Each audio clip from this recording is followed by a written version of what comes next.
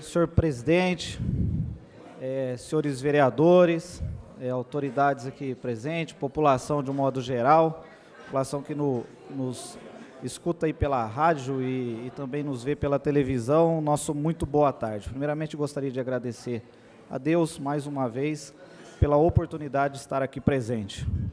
Gostaria, desde já, registrar e agradecer a presença nosso presidente estadual da Juventude do PDT, o senhor Everton Roberto, que nos prestigia hoje aqui em Bauru, numa visita cordial, assim como o nosso vice-presidente da Juventude PDT, o Caio Ruiz, que é bauruense, e o nosso presidente do PDT municipal aqui da Juventude, o Felipe, que estão presentes aí. Também gostaria, senhor presidente, de parabenizar a todos os vereadores, que na última semana, atendendo o prazo final aí para solicitação de emendas, aos deputados federais o fizeram, assim como nós encaminhamos os pedidos de emendas aos deputados federais do nosso partido e também de outros partidos com os quais temos afinidade. Acredito que, e tenho a ciência de que outros deputados fizeram, esperamos que Bauru seja contemplada com essas emendas. Também gostaria de falar um pouco. Na semana passada nós tivemos vários aprendizados, eu acredito que tenha crescido muito politicamente, nas audiências públicas. Nós tivemos 4 audiências que foram que ocorreram nessa casa, e todas elas com conteúdo que nos trouxeram engrandecimento político.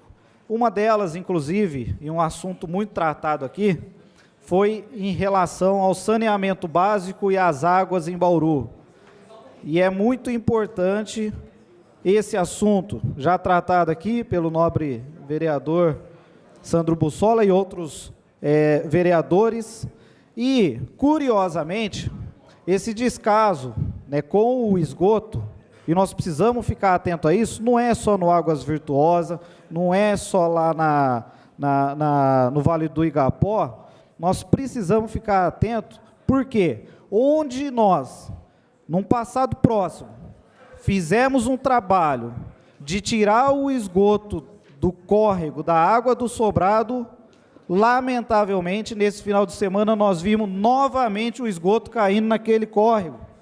Acabei de receber o senhor Walter, colega do bairro da Vila Falcão, que mora na quadra 1 da rua Fortunato Resta, onde a água já estava limpa, professor Segala, vereador Segala, e agora a água retorna a ficar suja, com novamente esgoto caindo naquele córrego.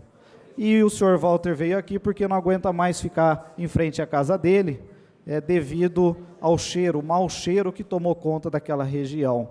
Então, nós precisamos, além de ter novos projetos, revisitar aqueles que, ora, foram desenvolvidos num prazo muito curto de tempo, em prol de descarregar esse esgoto lá na ET e a nossa construção, que certamente deve ficar pronta.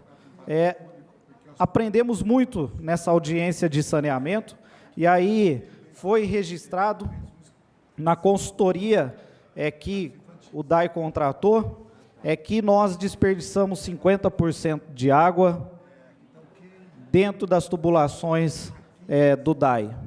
E nós fizemos uma pergunta, como poderíamos reduzir esse desperdício e, obviamente, zelar para que tivesse mais água, mas o prazo e o planejamento de diminuição do desperdício de água vai para 2020.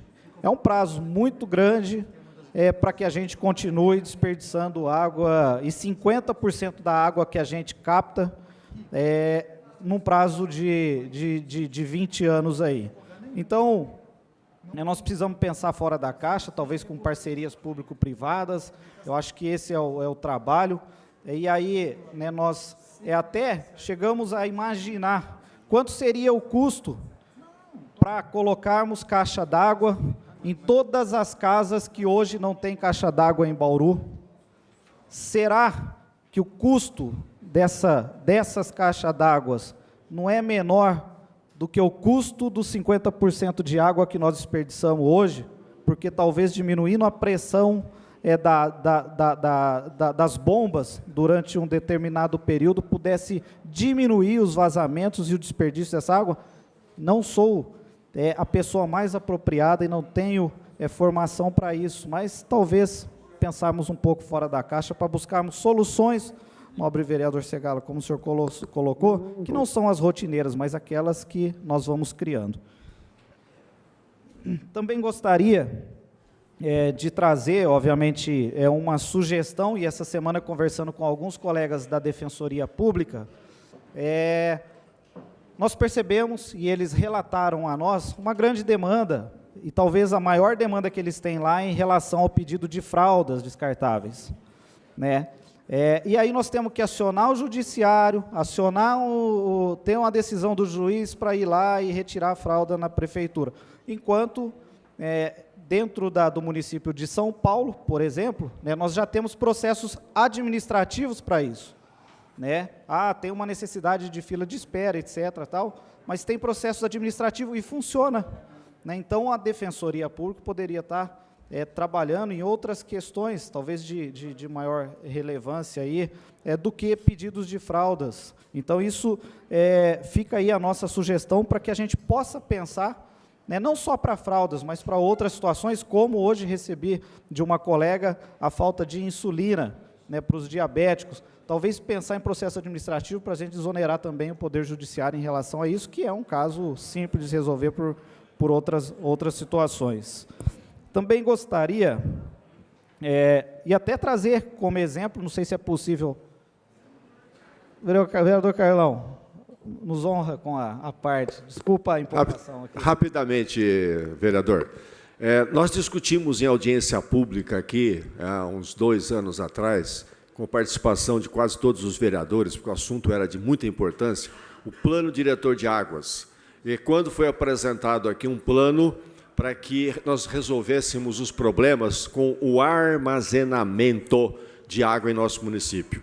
Porque a gente sabe que no período das vacas magras, a água falta, principalmente a água que vem da nossa estação de tratamento do Rio Batalha. Mas e aí? Nós precisamos bater nessa tecla, nós precisamos ter reservatórios maiores para que não falte a água no período das vacas magras, né? Muito obrigado.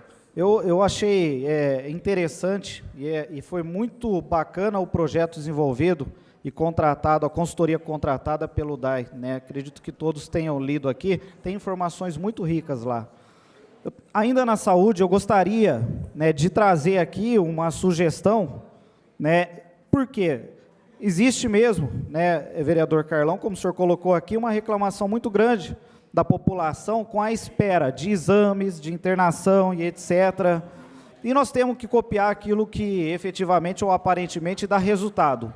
No município de São Paulo, né, foi feito o Corujão da Saúde.